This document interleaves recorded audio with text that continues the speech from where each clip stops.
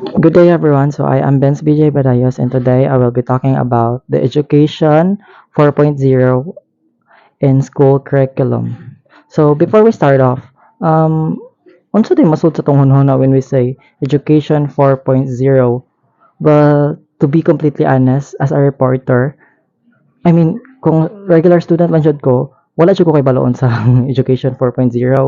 Pero remember when the first time we met bitaw, I mean, katong pag first na to, kanang face to face bitaw, like katong si Ma'am Maris kay nag-exam, tapos, gihatagan pa niya og a little bit, like peak background lang jud kung unsa ng education 4.0.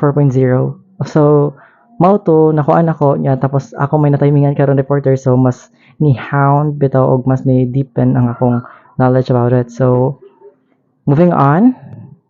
So, ang Education 4.0 DI is also known as the Industrial Revolution, or to shorten it, excuse me, mas gitawag siya og IR 4.0. So, Education 4.0, the fourth industrial revolution, is what it is called. It goes without saying that the first, second, and third industrial revolution, known as the IR 1.0, IR 2.0, and IR 3.0, respectively, came before the fourth industrial revolution. So, sequence jud ni siya, but karon nato na era, it's called IR, or Industrial Revolution 4.0. So, initially, one may wonder what the Industrial Revolution entails. Well, according to Schwab, the founder and executive chairman of the World Economic Forum and the International Organization for Public-Private Cooperation, an industrial revolution is defined as the emerge of new technologies, an innovative perspective that leads to a significant shift in economic and social structures. The first industrial revolution occurs with the invention of the steam engine, which replaced human labor with machine, resulting in the loss of many jobs. So, sorry, excuse me. So, according to Schwab's DI, so I mean, everyone may wonder man jud no na, since karon more on like technologies jud ta. Tapos magwonder jud ta unsa jud ang mga previous jud. So, according to Schwab's DI, ang IRDI is ang bitaw, ang pagsud bitaw sa technology sa ato ang mga era. So ang first jud na industrial revolution jud ang mga invent kay ang steam engine, which is the kanang we all don't know biya sa ato ang mga sauna pa ba, like in the early eras jud na we are more on depending the just sa strength jud sa usa ka tawo, like labor sa usa ka tawo, like manpower. Tapos as days goes by, or ages, mao to napulihan og na-invent nila ang steam engines niya. Kanang as they invented it bitaw, like it actually made the work easier. Tapos instead of hiring too much people, it will be too hassle. Tapos gisubstitute nila ang tao sa ingana na moto naka cause a great loss sa mga workers bitaw, na daghan jud ang mga naapektuhan. And so on Industrial Revolution 2.0, well, the advent of science and modern manufacturing, with the discovery of electricity, things began to change. Several significant inventions were made, including chemical fertilizer, airplanes, and gasoline engines. Scientific progress was not confined to lab settings. The assembly line, which effectively drove mass production, is the most notable example of how scientific ideas were directly used in the factories. Well, remember this. Henry Ford, di ba kailan mo tang Henry Ford? I mean, if you don't know, like Henry Ford was, he produced gasoline powder sa cars. Tapos, in the early 20th century. So basically, what the text was trying to say is, Industrial Revolution 2.0 kay na-invent na siya more on like leaning kay ta sa science and the modern manufacturing. And also diri na na-invent ang electricity og chemical fertilizer, airplanes, and gasoline engines. So on the Industrial Revolution 3.0 is about the digital na. Since kung ang one is about steam engine, so on the second one is mga katong airplane engines, gasoline, electricity. So ang diri na sa industrial or the Industrial Revolution 3.0, it is also known or kay mas nag-evolve naman ang mga butang, so diri na ni exist ang mga digital or mga gadgets na. So the Industrial Revolution 3.0, or also known as the Digital Revolution, is an analog, electronic, and mechanical equipment gave way to the digital technology, which completely upended several industries, most notably international communications. Today, we are reaping with the benefits of the digital revolution thanks to computers. Cell phones we once used as an analog antenna to tune in the television, an internet connected table that allows you to stream digital movies has now replaced this. So, excuse me.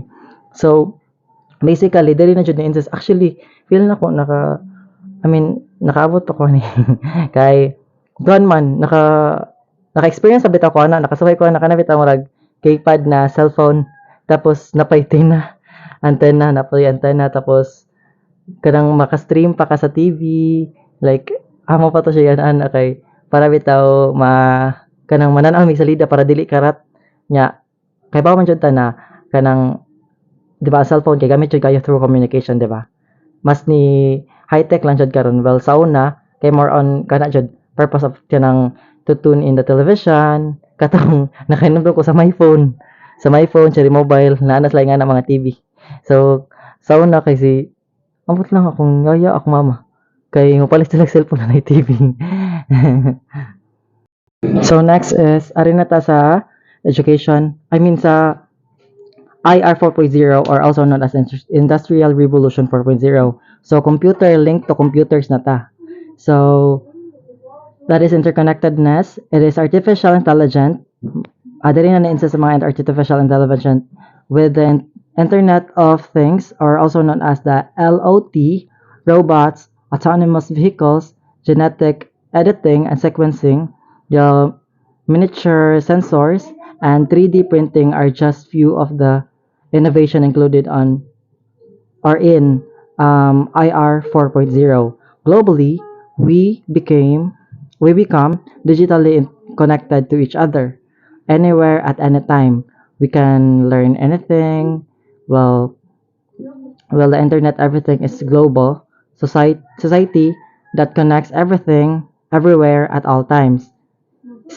Team cell therapy is rendered outdated using DNA sequencing and editing. The illness can finally be eliminated.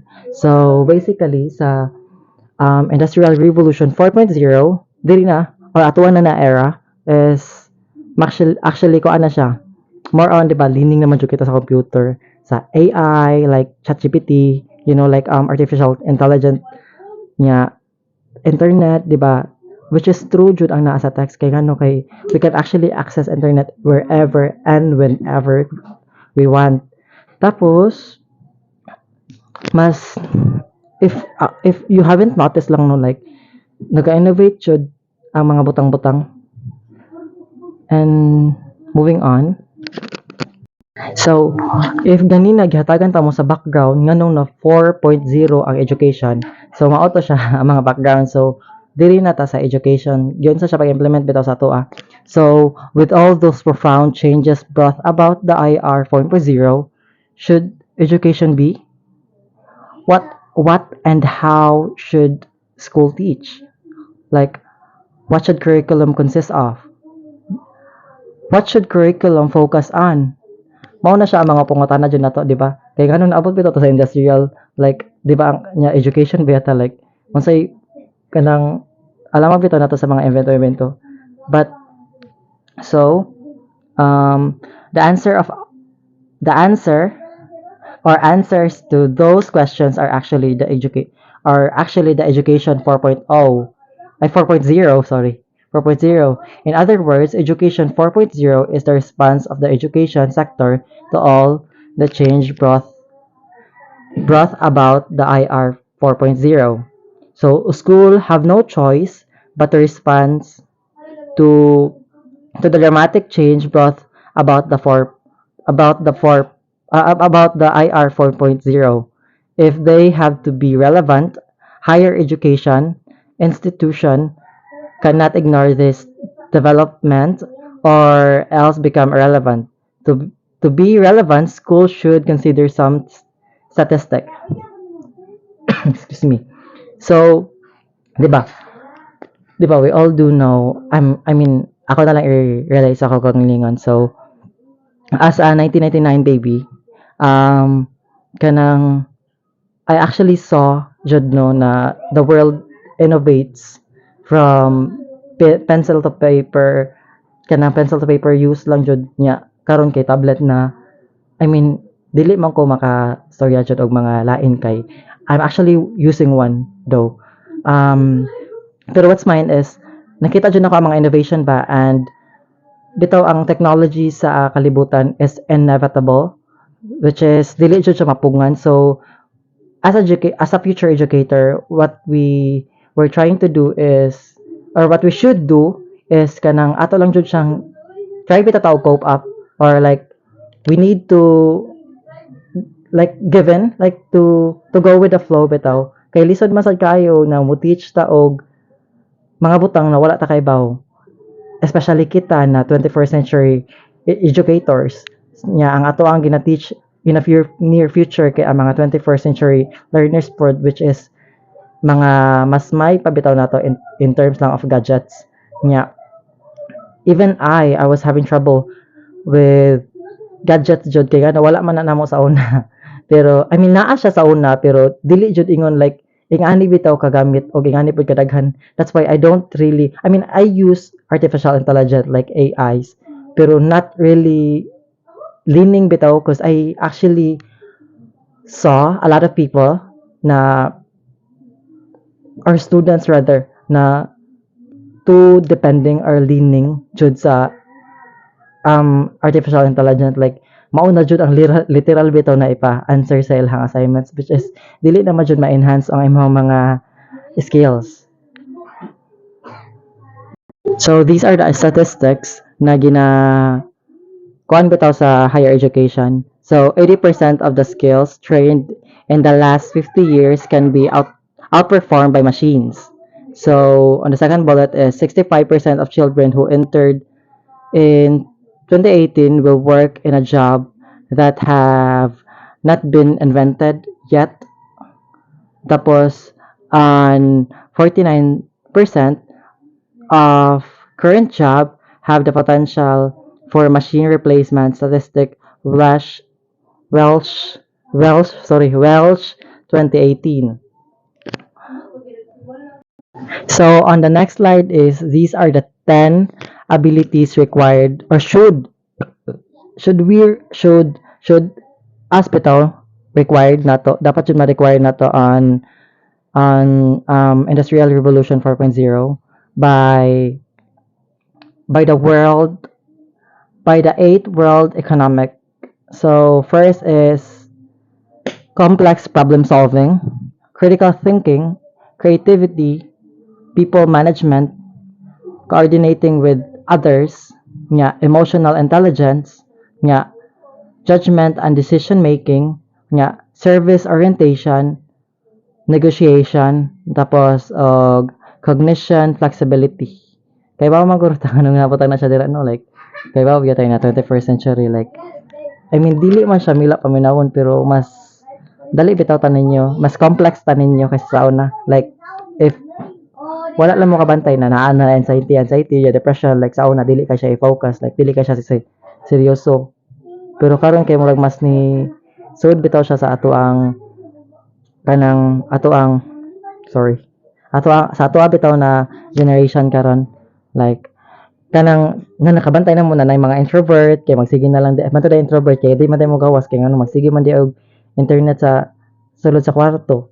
So mas dapat jud ba as the world innovates na jud tay mga qualification bitaw na ma-acquire jud nato ng mga abilities or dapat nato i-hound na abilities bitaw kay dili man bitaw as the world innovates ato na lang po pasagdan kay tungod kay mo sige na lang po taog kanang sabay sa uso dili man po na siya pwede. So, so the program cost outcome and the lean outcome that are targeted development of the 10 skills for success in IR 4.0 must be included both formally and conceptually in education 4.0. Create a new generation that is analytic and consistently capable of adjusting to changing responsibility and abilities in curriculum. I think that's it. And that's it. Thank you.